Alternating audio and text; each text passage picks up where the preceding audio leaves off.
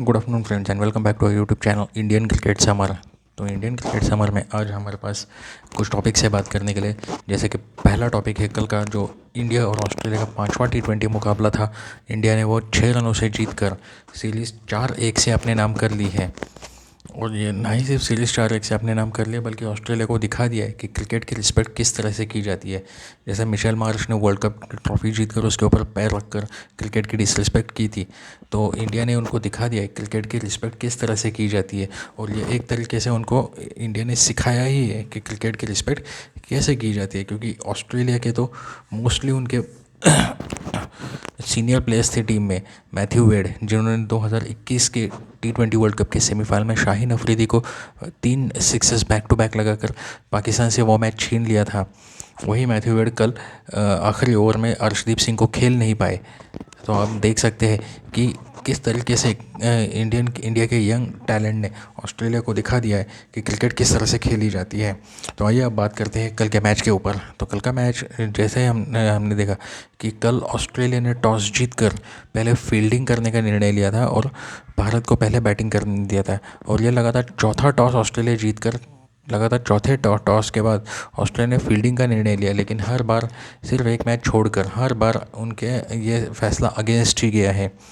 वो एक मैच जो उन्होंने जीता, जो मैक्सवेल ने जीता था, वो भी आखिरी बॉल पर जाके वो मैच जीत लिया था। अगर उसमें भी प्रसिद्ध कृष्णा अगर 2 गेंदे अच्छे सटीक यॉर्कर डालते मैक्सवेल को, तो वो मैच भी इंडिया जीत जाती और 5-0 परफेक्ट 5-0 हो जाता था। लेकिन चलो कोई बात नहीं, 4-1 भी कोई बुरा रिजल्ट नहीं है और इंडिया जीत ही चुका है 4-1 से भी। तो जैसे ही ये मैच भारत ने जीता, तो ऑस्ट्रेलिया को उनको तो कोई सीख मिली नहीं होगी, ये हमें सबको पता है कि वो लोग है ऐसे ही रहेंगे। लेकिन कम से कम इंडिया ने तो दिखा दिया ना कि क्रिकेट कैसे खेली जाती है। तो आइए अभी कल के मैच के ऊपर बात कर लेते हैं। तो इंडिया ने पहले बैटिंग करते हुए अपने निर्धारित 20 ओवरों में 8 विकेट खोकर 160 रन बना लिए थे, जिसमें भारत की तरफ से भारत की बैटिंग अगर हम देखें तो उसमें यशस्वी जायसवाल और ऋतुराज गायकवाड़ ओपनिंग में आए थे और इन दोनों की ओपनिंग पार्टनरशिप कल चल नहीं पाई। 33 रन की ओपनिंग पार्टनरशिप हो सकी, यशस्वी जायसवाल पहले विकेट आउट हो गए। तो यशस्वी जायसवाल ने 21 बनाए 15 गेंदों में, 1 चौका 2 छक्के लगाए। ऋतुराज गायकवाड़ 10 रन बनाए 12 गेंदों में, 2 चौके लगाए उन्होंने। श्रेयस अय्यर बहुत ही ज़बरदस्त बैटिंग की उन्होंने, 53 रन बनाए 37 गेंदों में, जिसमें 5 चौके और 2 छक्के उन्होंने लगाए। सूर्य कुमार यादव 5 रन पर आउट हो गए 7 गेंदों में। रिंकू सिंह 6 रन बनाए 8 गेंदों में। रिंकू सिंह और सूर्य कुमार यादव कल चल नहीं पाए। और उसके बाद जितेश शर्मा 16 गेंदों में 24 रन, 3 चौके 1 छक्का। अक्षर पटेल 31 रन 22 गेंदों में, 2 चौके और 1 छक्का उन्होंने लगाए। रवि बिश्नोई 2 चौके 2 छक्के और रवि बिश्नोई 2 गेंदों में 2 रन, अर्शदीप सिंह 2 गेंदों में 2 रन। और इसी तरह से भारत ने अपने निर्धारित 20 ओवरों में 8 विकेट खोकर 160 रन बनाए थे।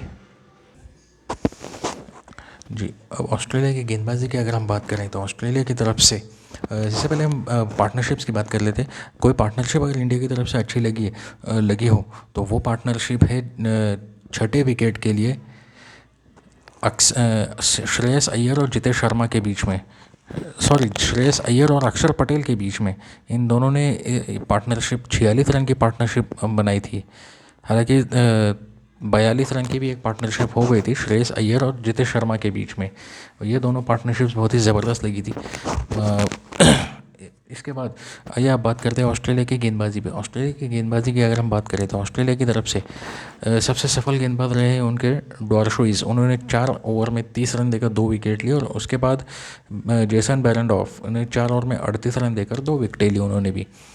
उसके बाद एरन हार्डी उन्होंने 4 ओवर में 21 रन देकर 1 विकेट लिया। Nathan Ellis 4 over 42 run 1 wicket और तनवीर संगा 4 ओवर 26 रन 1 विकेट।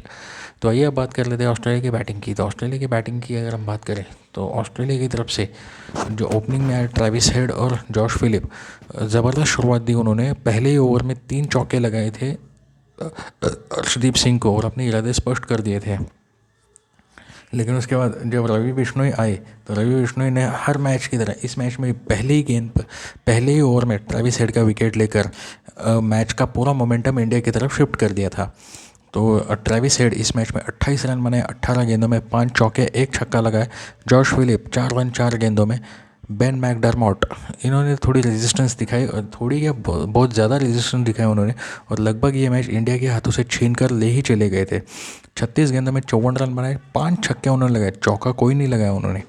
एरन हार्डी 10 गेंदों में 6 रन, टिम डेविड 17 गेंदों में 17 रन, 11 गेंदों में 16 बनाए मैथ्यू शॉर्ट ने, 15 गेंदों में 22 मैथ्यू वेड उनके कप्तान और विकेट कीपर। बेन ड्वार्शुइज ने अपना खाता नहीं खोला, 0 पर आउट हो गए एक गेंद में। 6 गेंदों में 4 बनाए नेथन एलिस ने, और जेसन बेरेंडॉर्फ ने 2 गेंदों में 2 रन बनाए। तो इस तरह से ऑस्ट्रेलिया अपने निर्धारित 20 ओवरों में 8 विकेट खोकर 154 तक ये पहुँच पाई, और भारत 6 विकेटों से ये मुकाबला जीत गया। ऑस्ट्रेलिया की तरफ से अगर कोई पार्टनरशिप अच्छी लगी है तो वो थी चौथे विकेट के लिए 47 रनों की। जी हाँ, चौथे विकेट के लिए 47 रनों की पार्टनरशिप थी, जो कि बेन मैकडरमॉट और टिम डेविड के बीच ये पार्टनरशिप लगी थी। उसके बाद उनकी कोई पार्टनरशिप नहीं लग पाई, और इंडियन गेंदबाजी के सामने वो पूरे से तरह से ढेर हो गए। अगर भारतीय गेंदबाजी की हम बात करें तो सबसे सफल गेंदबाज रहे मुकेश कुमार, 4 ओवर में 32 रन देकर 3 विकेटें ली उन्होंने। Ravi Bishnoi 4 over 29 run 2 wicket. और Arshdeep Singh 4 over 40 run 2 wicket. और अक्षर पटेल सबसे इकोनॉमिकल बॉलर है, 4 ओवर में 14 रन देकर 1 विकेट लिया उन्होंने। और अपने इसी प्रदर्शन की वजह से अक्षर पटेल को मैन ऑफ द मैच दिया गया। जी हाँ, उनकी शानदार धारदार गेंदबाजी और उनकी बैटिंग, इस ऑलराउंड परफॉर्मेंस के लिए उन्हें प्लेयर ऑफ द मैच का अवार्ड दिया गया। और इस मैच में इस सीरीज़ में प्लेयर ऑफ द सीरीज़ रहे हैं अपने हर मैच के पहले ओवर में 1 विकेट लेने वाले इंडिया के युवा स्पिन गेंदबाज रवि बिश्नोई। उन्होंने इस टूर्नामेंट में कुल मिला के 9 विकेटें ली है 5 मैचेस में, और इस सीरीज़ के प्लेयर ऑफ द सीरीज़ रहे हैं। तो ये एक बहुत ही ज़बरदस्त जीत रही है भारत के लिए, और भारत ने ये मुकाबला जीत कर ऑस्ट्रेलिया को और पूरी दुनिया को दिखा दिया है कि वो 2023 का जो 19 नवंबर का जो फाइनल था वर्ल्ड कप का, वो एक दिन ही भारत के लिए बहुत बुरा था। वरना ये पूरा साल भारत ने बहुत ही बढ़िया क्रिकेट खेली है। सिर्फ वो वर्ल्ड कप का एक दिन जो आना था वो ही एक दिन बुरा आया भारत के लिए, वरना वो वर्ल्ड कप भी भारत ही जीत जाते, और ऑस्ट्रेलिया अपने खुशकिस्मती से वो मुकाबला जीती है। तो ये ज़बरदस्त रही मैच, और भारत ने ये मुकाबला ज़बरदस्त तरीके से जीत लिया है। अब आइए बात करते हैं इंग्लैंड वर्सेस वेस्ट इंडीज़, जो कि कल एक और मुकाबला हो रहा था इंग्लैंड वर्सेस वेस्ट इंडीज़ का। उनके सीरीज़ का पहला ओडीआई मुकाबला था, और ये मुकाबला वेस्ट इंडीज़ ने 4 विकेटों से जीत लिया है। जी हाँ, 4 विकेटों से वो मुकाबला जीत लिया है। इंग्लैंड ने निर्धारित 50 ओवरों में 325 रन बनाए थे, उनका ऑल आउट हो गया था, और वेस्ट इंडीज़ ने 48.5 ओवर में 6 विकेटें खोकर 326 रन बनाकर ये मैच जीत लिया है। और ये मैच जीतकर उन्होंने ना ही सिर्फ ये मैच जीता है, बल्कि उन्होंने सारी टीमों के लिए एक अलर्ट, मतलब एक सावधानी का इशारा दे दिया है कि वो भी वर्ल्ड क्रिकेट में वेस्ट इंडीज़ अभी भी ज़िंदा है। क्या हुआ अगर वो इस वर्ल्ड कप में क्वालिफाई नहीं कर पाए? 2027 वर्ल्ड कप की जो तैयारी की चल रही है उसकी एक ज़बरदस्त झलक देखने को मिली है कल वेस्ट इंडीज़ की तरफ से। कल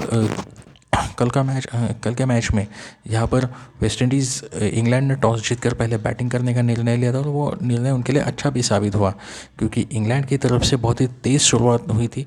8 ओवर 2 गेंदों में 77 रन पर 1 विकेट, पहला विकेट उनका 77 पर गिरा था, और ये शुरुआत उनको दिलाई थी फिलिप सॉल्ट और विल जैक्स ने। फिलिप सॉल्ट 28 गेंदों में 45 रन, 5 चौके 3 छक्के।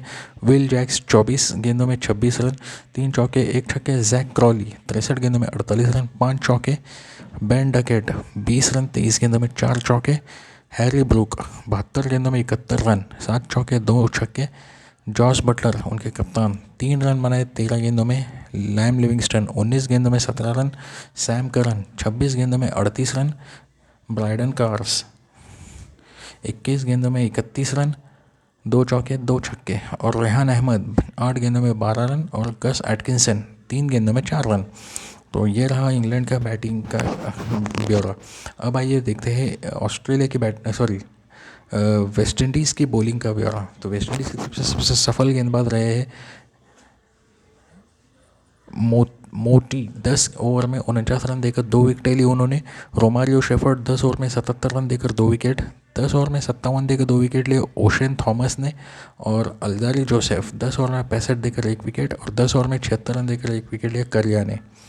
तो ये तो रहा वेस्ट इंडीज़ की गेंदबाजी का ब्यौरा। अब आइए देखते हैं वेस्ट इंडीज़ की बैटिंग। वेस्ट इंडीज़ की तरफ से सबसे ज़बरदस्त बैटिंग की तो उनके कप्तान और विकेट कीपर शाई होप ने 109 रन बनाए 83 गेंदों में, 4 चौके और 7 छक्के उन्होंने लगाए और उन्होंने ही अपनी टीम को ये मैच जिता दिया आखिर के 2 गेंदों में 2 लगातार छक्के लगाकर।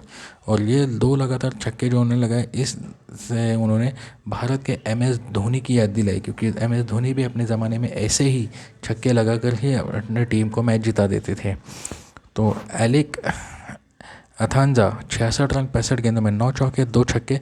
ब्रैंडन किंग 35 रन बनाए 44 गेंदों में 4 चौका 1 छक्का।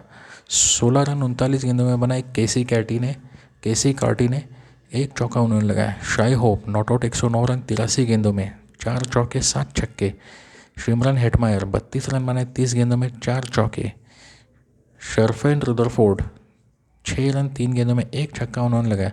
रोमारियो शेफर्ड 49 रन 28 गेंदों में 4 चौके 3 छक्के। और अल्जारी जोसेफ नॉट आउट रहे 2 रन पर 2 गेंदों में। और इस तरह से वेस्ट इंडीज़ ने 48.5 ओवर में 326 रन बनाकर ये टारगेट चेस कर लिया अपने 6 विकेटों के नुकसान पर।